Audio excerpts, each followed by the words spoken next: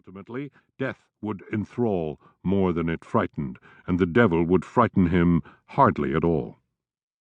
God does not want human beings to be afraid, he would one day preach to the congregation in a posh London suburb. God's only desire is that people reach out passionately and hungrily for mercy and love and grace.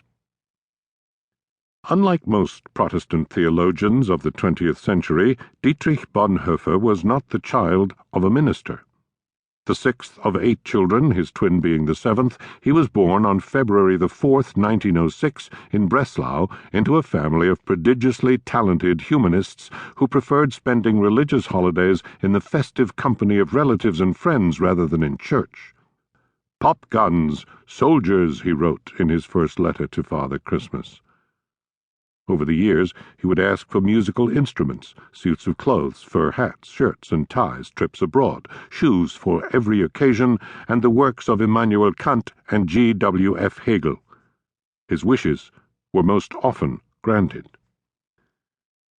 The family lived at 9 Birkenwäldchenstrasse in the affluent Breslau suburb of Scheidnich. Across the street, a narrow park traced the bend in the Alte Oder River, south beyond the Dombrücke to the city zoo and Bishop's forests. To the north, a path cut through dense pine woods to the cemetery and to the psychiatry and nerve clinic where Dietrich's father worked.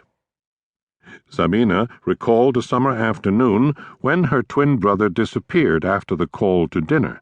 It was during a heat wave in Lower Silesia. Dietrich, tanned and sporting a shock of flaxen hair, had been larking about in the backyard, hoping to ward off the midges. Finally, he took shelter in a garden niche, deep in the overgrown field between the rose arbor and the edge of the property.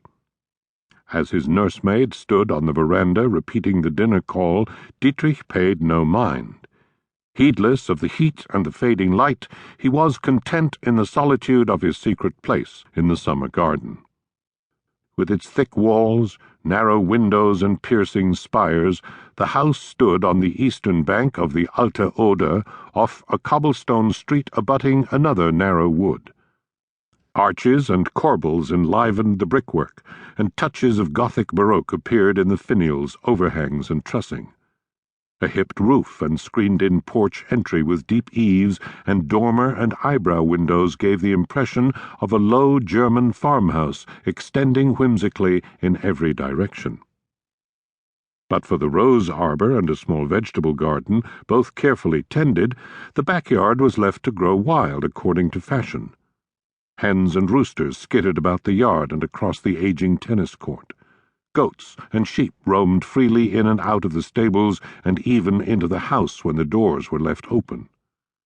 Dietrich's mother kept a children's zoo with rabbits, guinea pigs, turtle doves, and squirrels, a terrarium with lizards and snakes, and collections of birds' eggs and mounted beetles and butterflies. In the shade of a linden tree, Dietrich's father and older brothers built a tree house on dark piers, a lattice-work affair, with a small stage for skits. One summer, Dietrich helped those same older siblings dig an underground passageway from the arbor to a boulder. Beyond the family's 3 acres lay what the neighborhood children called the wilderness. There, the land rolled softly toward the river and into a bog, where they collected algae, worms, lizards, and bullfrogs for their terrariums, and things to inspect under their microscopes. Word that the family was moving to Berlin, more than 300 kilometers from Breslau, came as a surprise to the children and elicited grumbling in the ranks. In 1912, the year Dietrich turned 6, Dr. Karl Bonhoeffer was offered the chair of neurology and psychology at Friedrich Wilhelms University in Berlin, a prestigious post overseeing the clinic for nervous and psychiatric disorders.